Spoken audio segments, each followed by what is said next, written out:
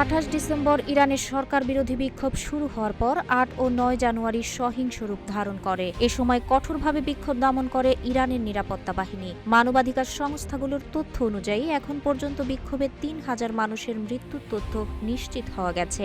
বিক্ষোভকারীদের কঠোরভাবে দমন করায় খামেনির সমালোচনা করেছেন ট্রাম্প।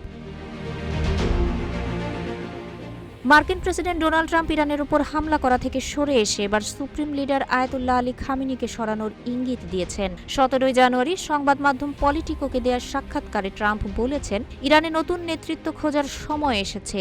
একটি দেশের নেতা হিসেবে তিনি যা করেছেন তা দেশের জন্য পুরো ধ্বংসযোগ্য। বিক্ষোভকারীদের বিরুদ্ধে যে পরিমাণ সহিংসতা হয়েছে এটি আগে কখনো দেখা যায়নি। কিউব হোল্ডিংসের গল্পে সেই রেখাটি আঁকা হয়েছিল আজ থেকে 1 যুগ আগে। নকশাই আমাদের ভাষা। Cube holdings limited.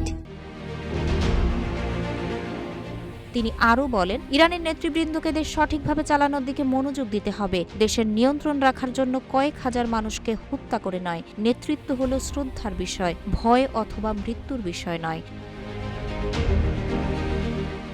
ট্রাম্পের এমন মন্তব্যের আগে তার ব্যাপক সমালোচনা করেছেন আয়াতুল্লাহ আলী খামেনি। ট্রাম্পকে তিনি অপরাধী হিসেবে অভিহিত করেছেন।